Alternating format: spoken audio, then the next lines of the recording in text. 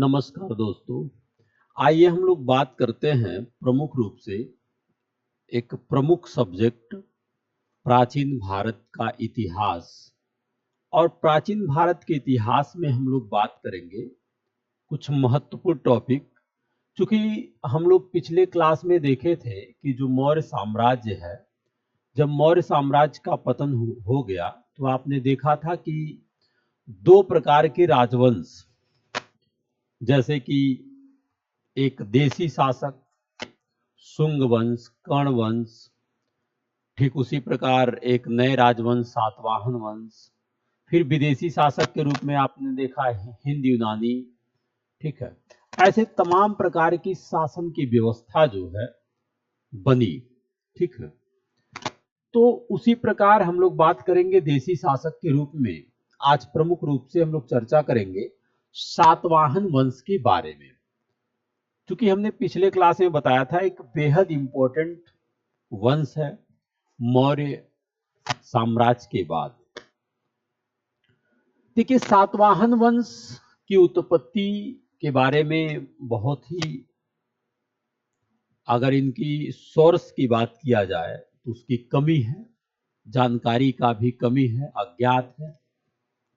लेकिन पुराणों ने इस तथ्य पर बेहद प्रकाश डाला है। जो पुराण वगैरह हैं हिंदू धर्म से संबंधित, इन्होंने इसके ऊपर बेहद एक प्रभाव प्रकाश डाला है। और ऐसा बताया जाता है कि सातवाहन वंश के पहले जो कर्ण वंश था, इन्हीं का तख्ता पलट करके यहां पर एक नई साम्राज्य का निर्माण हुआ। क्योंकि नानाघाट शिलालेख में सातवाहन वंश की सूची में सिमुक को पहले राजा के रूप में वर्णित किया गया था, और सिमुक ने ही कर्ण वंश के जो शासक थे उनकी हत्या कर करके इस वंश का नींव रखा। और दूसरी बात क्या है कि इस वंश के बारे में यदि बात किया जाए, सातवाहन वंश के बारे में, तो गौतमी पुत्र सातकर्णी जो एक प्रमुख और महान शासक रहे हैं, और इनके अन्य भी उत्तराधिकारी हैं, जैसे वशिष्ठ पुत्र पुलयामी के दौरान सातवाहन वंश अपने चरम पर पहुंचा। तो हमारे कहने का तात्पर्य क्या है? हमारे कहने का तात्पर्य यहां पर यह है कि सातवाहन वंश मौर्य साम्राज्य के बाद एक प्रमुख राजवंश रहा है। ठीक है, तो थोड़ा सा हम लोग सातवाहन वंश के शासकों के बारे में जानने का प्रयास करते हैं।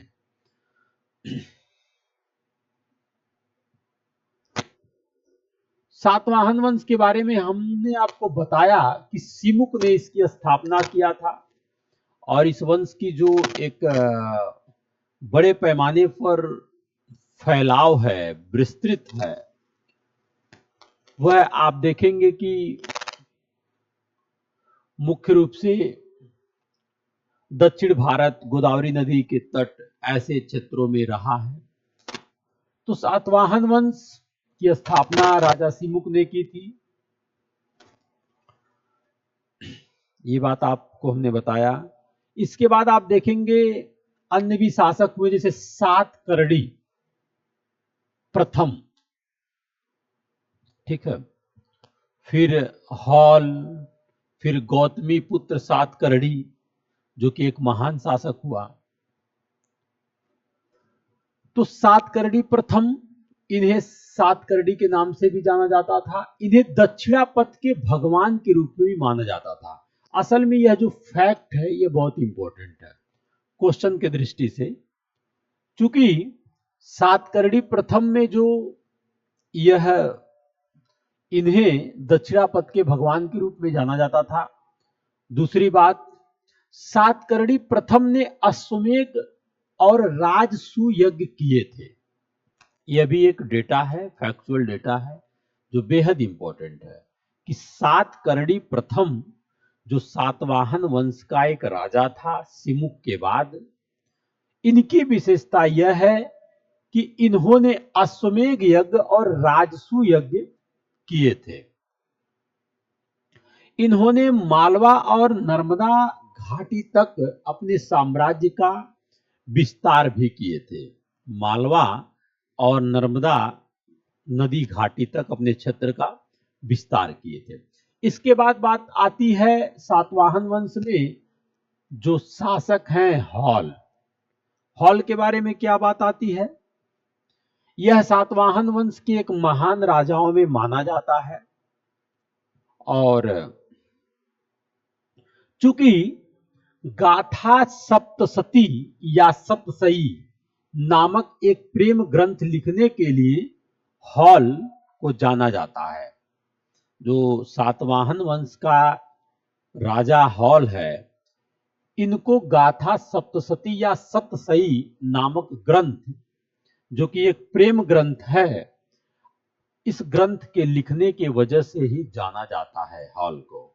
ठीक है। दूसरी बात क्या है?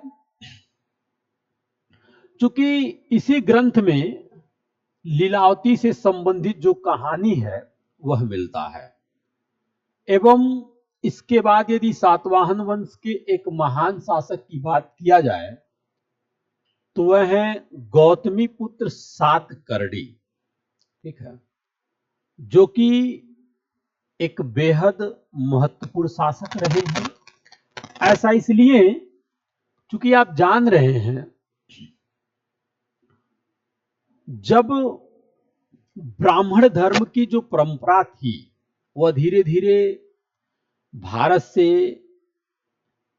उनकी विचारधाराओं के अनुरूप निरंतर उसकी प्रकृति धूमिल हो रहा था, तो सातवाहन वंश का यही राजा गौतमी पुत्र सातकर्णी ने पुनः उस धर्म को पुनरुत्थान किया और मजबूती के साथ कार्य किया। इसलिए इन्हें एक महानतम शासक के रूप में माना जाता है। इनके बारे में जो उल्लेख है वह नासिक शिलालेख में मिलता है। गौतमी पुत्र सातकर्णी के बारे में जो उल्लेख है वह नासिक शिलालेख में मिलता है। ठीक है। और इनकी जो राजधानी थी वह पैठन रहा है, जो कि गोदावरी नदी के किनारे था। ठीक है। ये सब इंपॉर्टेंट फैक्ट है जो कि एग्जाम के दृष्टि से क्वेश्चन बनते ही बनते हैं। इन्हें शक के विध्वंसक के रूप में, यानी कि शकों के नाश करने वालों के रूप में भी जाना जाता था। ठीक है। दूसरी बात क्या है? इसके बाद आप देखेंगे कि सातवाहन वंश में अन्य भी, गौतमी पुत्र सातकर्णी के बाद अन्य भी शासक बने हैं, जैसे वशिष्ठ पुत्र पुलमावी। वशिष्ठ पुत्र पुलमावी जो है, यह गौतमी पुत्र सातकर्णी के बाद यह सातवाहन वंश की बागडोर संभाले हैं। ठीक है। इनकी विशेषता क्या है? इनकी विशेषता यह है, इनके बारे में आप देखेंगे कि जो जूनागढ़ से जो मिला हुआ अभिलेख है रुद्रदामन का, वहां से इनके बारे में सूचना मिलता है। यह बेहद इंपॉर्टेंट फैक्ट है। नेक्स्ट, अगला हम देखते हैं कि इसके बाद सातवाहन वंश के अगले शासक आते हैं यज्ञश्री सातकर्णी। ठीक है। अक्सर इन्हें हम सातवाहन वंश का अंतिम व महत्वपूर्ण शासक मानते हैं। जो यज्ञश्री सातकर्णी हैं, इन्हें हम सातवाहन वंश का अंतिम शासक के रूप में मानते हैं।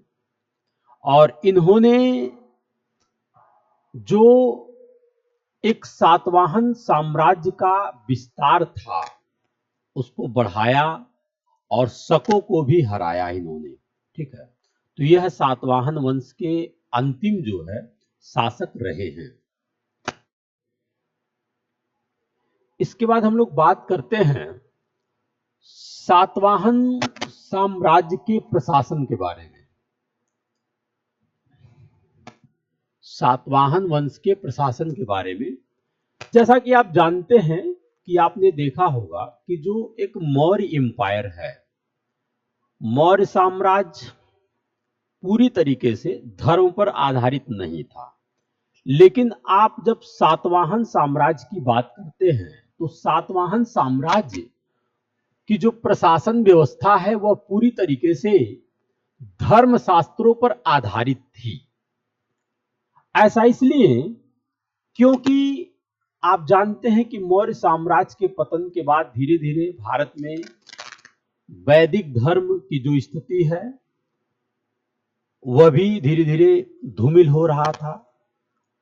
इस प्रकार गौतमी पुत्र सातकर्णी ने उस व्यवस्था को, उस पुरानी व्यवस्था को पुनः बनाने का कार्य किए। इस प्रकार सातवाहन वंश की जो प्रशासन व्यवस्था है वह पूरी तरीके से धर्म शास्त्रों पर आधारित था। एवं उसके साथ साथ आप ये भी जानेंगे कि जो सातवाहन वंश में जैसे प्रांत है, फिर जिले हैं, जिले को आहार के रूप में माना जाता था। आहार, ये एक बहुत ही इंपॉर्टेंट फैक्ट है। आहार के रूप में जिले को जाना जाता था, ठीक है। और यहां के शासकों को महामात्र और अमात्य कहा जाता था। जो जिले के शासक होते थे, ठीक है, उसे महामात्र या अमात्य के रूप में जानते थे।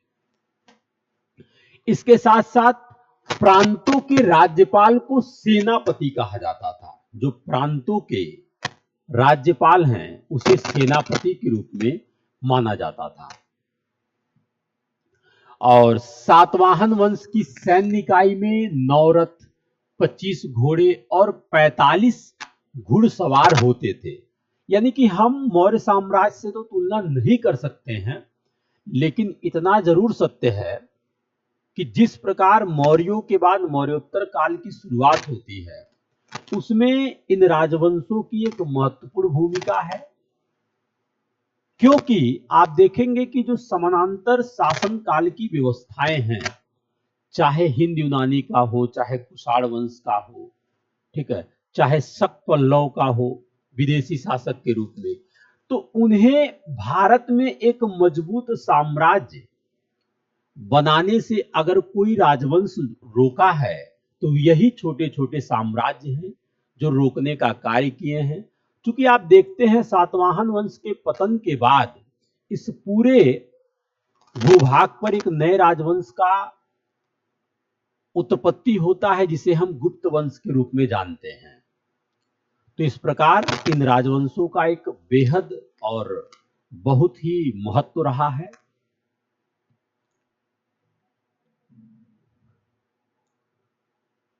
दूसरी बात क्या है? दूसरी बात यह है कि सातवाहन साम्राज्य की एक अपनी भाषा भी है, लैंग्वेज भी है, ठीक है। तो कुछ आधुनिक विद्वानों ने इस भाषा को प्राकृत कहा है, लेकिन यह भी अभी स्पष्ट नहीं है कि सातवाहनों का जो भाषा है वह प्राकृत है, ठीक है, लेकिन प्राकृत माना गया है।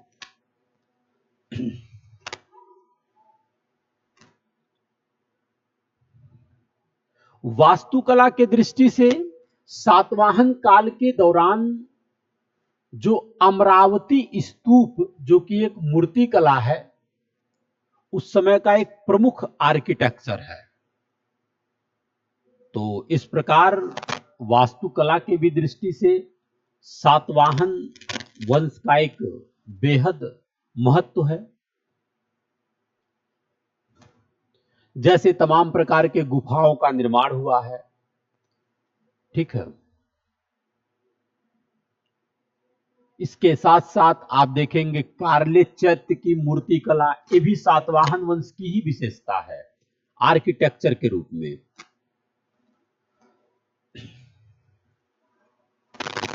इस प्रकार भारत के साम्राज्य और भारत के भूभाग पर इन राजवंशों का एक बेहद महत्व है। इसके बाद हम लोग देखेंगे एक नए और बड़े साम्राज्य के रूप में कैसे गुप्त साम्राज्य का निर्माण हुआ। जय हिंद।